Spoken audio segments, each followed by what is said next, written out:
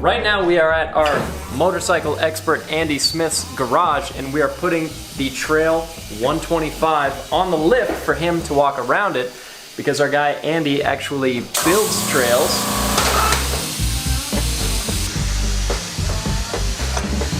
So Andy, you build trails. I mean, you've got a Trail 90 right there, and actually Trail 70s are your main expertise. So what we can do in this video is not only have you ride this new Trail 125 and compare it a little bit to the older models, but we can also walk around it and check out some of what's changed and what's stayed the same, right? Right, for sure. I can tell you right now, just seeing this for the first time up close, other than videos and pictures, I'm thrilled to see what Honda has done to build this bike. It looks really It's beautiful, cool. isn't it? I can see why it's so popular, why there are shortages. This is really cool to see, especially to have Honda put fuel injection on these low capacity air-cooled motors. It's just, if you thought, you took care of a CT90 of the day, they would last forever. I don't not see this doing the same thing to last forever. Simple oil changes, maintenance, all that is. So you don't think really like any additional electronics that you're seeing on here or sensors, none of this looks like stuff that has a high potential to fail or make this more complicated and difficult to run? Again, it's all of what they've learned over the years of building these things. As I said to you earlier, the thing that I like seeing Honda come back with this, the Monkey, the Ruckus, all of those bikes are really very popular bikes. And that's where people need to start if they want to ride and have some fun. But what this was back in the 60s and the 70s when I grew up, the fun factor was unpegged. There seems to be a lot of similarities, at least when I look at it, to the older trails. I mean, we've still got a luggage rack on the back. Even this setup of the intake rising up here, yep, being higher up on the vehicle, and also having a little toolkit on the back. I mean, these are all elements that were on the older trails, right? This rack, this was all part of the situation as well. And if we go right over here to this one that I'm working on, this is the rack of the day. This is a 1969 CT90. Seat would be here underneath the gas tank. Same thing as Case said, the air intake and all that scoops up like that. And something that I noticed that is typical on the older trails and that we don't see on the newer trail are these handlebars that can pivot out of the way to make these bikes a little bit easier to store, transport, anything like that. This was all about sticking it on the back of an RV. But something that is similar about the older trail and the newer one, like you were pointing out, this is an aftermarket fender, but it still has this little rubber piece mud flap. Yeah. Keeps debris off, the engine, the cylinder, all of that. And then the actual engine layout itself is still very similar. The head goes forward, yes, it kind of lays over on these the are side. all, and you can see I've got the top end off on this. I'm absolutely doing being that this is a Chinese clone motor, and it's cloned around the CT70 motor, which does fit in the CT90 frame. But there are a couple of little options that you have to change. These are mounting plates right here that I bought that are aftermarket that are different. But this is really kind of the fun thing about this bike that I'm doing for the customer is to match that. Yeah, because this is going to be a 125 as well. This is going to be a 125. And what's cool about this is actually going to have a manual clutch lever operated at the handlebar. Sure is. This will be a clutch lever, not a brake lever. This bike is normally a brake lever here, so with an automatic transmission. So a couple other differences here. If we walk around to the back, you can see we've got a disc brake rather than a drum, so obviously that's updated. Still got twin shocks on the back, which is pretty old school. Yep. And honestly, I mean, the general layout of the Trail 125 is a lot more similar to the Trail 90 than the Trail 70. Very much so, but again, what Honda has done here to give that vintage look is what sells. People have that nostalgic feeling, back in the day, I rode one of those back in the 70s. Guys like me, I'm 60 years old. This was candy back in the day. And the fact that they've still included a Kickstarter, you've still got a center stand, and these are all kind of staples of this type of vehicle to make it more practical, usable. VIN tags on Hondas are really crucial little stickers. And this is made in Thailand. So, and I don't have any issues with that because in Asia, Honda has plants all over the place. Right. Bikes like these are every day. They're transportation there. There's no recreation there. People get around by two-wheeled motorcycles. And this being made in Thailand, I like the Asia side, and as you can see, the build quality in this is absolutely no issue. They're beautiful bikes to look at. They are. And something else that you pointed out that I think is kind of cool is this hub in the center of the wheel is almost designed to look as if it still has a drum brake. Yes. But of course this front brake actually has ABS, and there's a few other more modern components. You've got an LED headlight, LED lighting all over the place. Yep. You've got a more modern display. And then these skid plates and these bars around the side, which seems like they would serve a little bit as crash bars as well. Is this something that you saw on older trails? Yes, for sure. It's the same thing, guys. I can pull it right out. Oh yeah, look at that. It's the nice thing about coming to this shop is you can find parts of Honda trails all over the place. You know, you can see how the old school is, but what we have here, and same with the CT70s, these are very functional pieces. They do serve a purpose for riding. And, you know, as you can see, they get pretty bashed up. Oh yeah. And then looking at the old fender versus the new fender, you can see this new fender similar to the skid plate, a little bit broader, thicker, so it's overall seems like a larger, thicker, everything. and you know, burlier all bike. the body work here, for sure. It is, you know, it's set up as a really nice motorcycle. One more thing to add. Alex here behind the camera, something I'm noticing. Alex. These right here, were the old Trails 2-passenger bikes? Yes. So This, they actually had, at the dealership, it was an option. You could get another seat that looked just like this one. And it was bolted here. So yes. So this is the original motor, right? This is the original motor. And there should be a switch right here. You can see L and H. This is it right here. So low range on the old motor. Yep. So you have a low and a high. And that is a very functional piece on this motor. It works really well. You get into creeper gears. So like where you guys always go on up to do TFL trucks and all that and your four-wheel drive, Yep. and you know, this, you kick that down into low, you can literally just rock crawl up everything. Yeah, this was the only problem with the bike.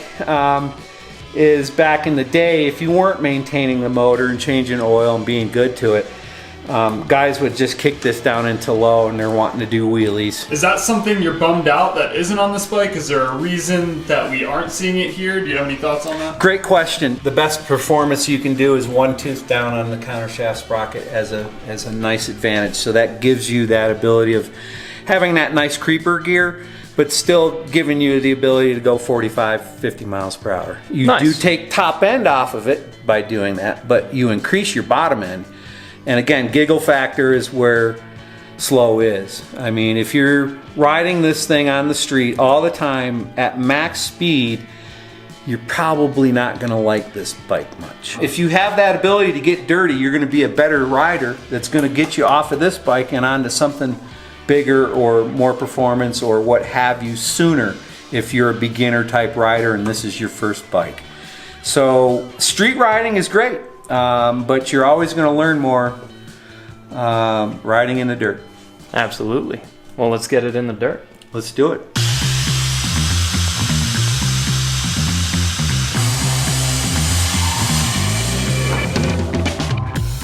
The Trail 90 is not the only classic Honda trail. This right here is the Trail 70. Now this is our bike expert Andy's favorite version of the Honda Trail. It's extra compact, as you can see, 10-inch wheels, so much smaller than what's on the Trail 125, and just a smaller footprint overall. But you've still got a couple things that are common between both bikes. Again, the engine layout being somewhat on its side, that's very similar. You've still got a luggage rack on the back here. And then something that's really cool actually about the 70, kind of like a lot of the old 90s, is it also has passenger pegs despite the fact that this is such a small bike. So it's really cool to get to see all of these different trails, all these different parts of trails from different eras side by side. This is, I'm at the steering lock right now. Okay, and I'm hard on it. I'm not coming off of it. Now if you see my brake light going on and off, or just staying on, that's how I'm doing it. Oh, this thing is so cool. That's hard to do on any bike, really. Remember, if you can do all this kind of stuff on a motorcycle, you're going to be a good rider. It's not about speed. It's not about, hey, how fast does it go? This is phenomenal. So are you noticing the extra weight yet?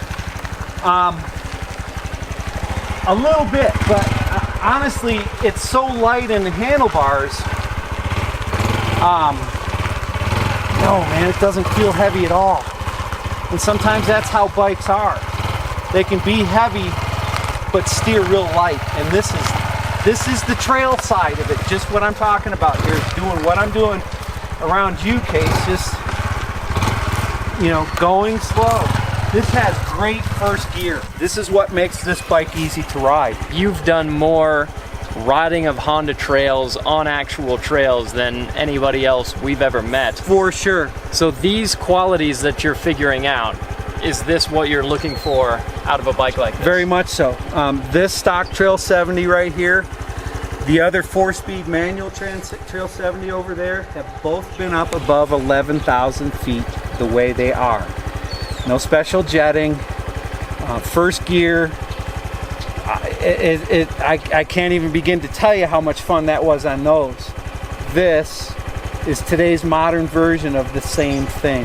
And that's what I love about it. It is, like you've said, I mean, these are great camp bikes, something to throw all day long in your trailer or in the back of your truck, take with you on a weekend out in the woods. And this is just one of the most approachable, nice to be around bikes that you could put anybody on and really go over whatever kind of terrain you come across. For sure. And just on the automatic Trail 90 that it is here, it really is about the automatic transmission in this thing. Even with a manual clutch, that would be fun too. But for everybody, and I'm going to give you a little example here. Every Monday, the trash goes out with that bike. So my trash cans, if they weigh 50 pounds, I'm going to counter it so I can carry it instead of walking them out to the street. Okay, so you know that it's got trash in it. You won't look. Yeah. It's heavy, right?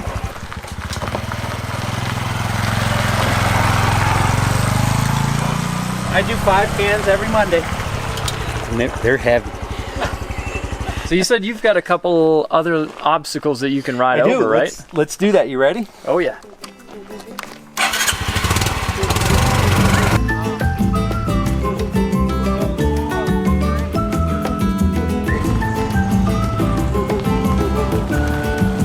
Right back around. A little bit of a tag there, wasn't it? Let me do that over.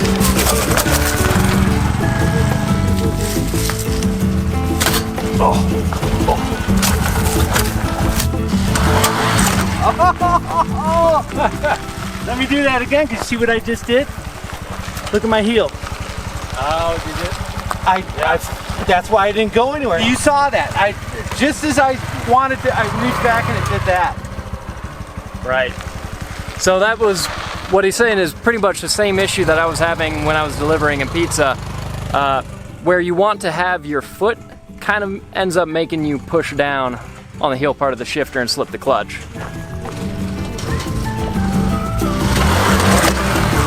Much better. And again, you're going to find stuff like this up in the mountains that you're just going to want to drop off of. Yeah. If you want to make the trail a little bit more competent off-road, having a different shifter setup that allows you to keep your foot shifter only. Exactly I wouldn't do heel toe. Yep. You can see that was it just bit me, which scraped the bottom. Yeah, so we'll show basically what the problem is when you have your foot ideally where you want to rest it, it's hard not to end up pushing down on the heel portion of the shifter. As I leaned back to jump the lift, yeah, that's when it went into neutral. Yeah, exactly. So that starts slipping the clutch, and it's slipping the clutch exactly when you don't want So to. if it's just a shifter and you're doing everything right here, that you're just taking that out of the equation. You know, if it's 100% street ridden, leave that on. That's an okay thing. If you're going to do any trail riding at all, I'd hate to get bit by that. And then also for trail riding, especially if you really want to push it, like we said, slightly more aggressive suspension and tires. It's definitely a little tall on the gearing now that I just showed you what I was doing. The stairs, just this little incline off the ledge. One tooth down would probably be just enough to give it that nice quicker acceleration, a little bit better response. So if you want to make your trail especially trail ready, those are a couple things that you can do for it. But Andy, you being an old school trail guy through and through, would you say that this is a worthy successor? Oh God, yes. Do you want one? Yeah, I do. And I'll put it to you this way. Anybody that's interested in getting one of these and wants to ride in the trails and do all that, you could ride it just as it is without doing anything to it. So that's really the biggest thing I can tell you about this bike. It's just like every other Honda that's made. They're rugged, they're built, they're ready to go. You can only have one bike. Do you take this or your old school trail? Old school trail. Yeah? Why is that? 100% talking piece. This is way cool, don't get me wrong. I don't buy new bikes. I just don't. I never have. The last one I bought new was an 04, and that was my KDX 200. So, you know, for today, I would certainly, for anybody that's wanting one of these things, get it. It is way cool. If you can get it. If you can If get you it. can find one. Again, I think this would make a great, fun, recreational camping, you know, out by the lake. Somebody's got a jet skis and boats here riding between the parking lots, whatever. This is, you know, go make a beer run with it. Strap it down on the back, you know. That's the thing about this, is its fun factor is absolutely pegged. Well, Andy, I appreciate you walking us through the old school bike. My pleasure, guys. From the old school perspective. Alex, thank you. Absolutely, Okay. and we'll catch you guys in the next video.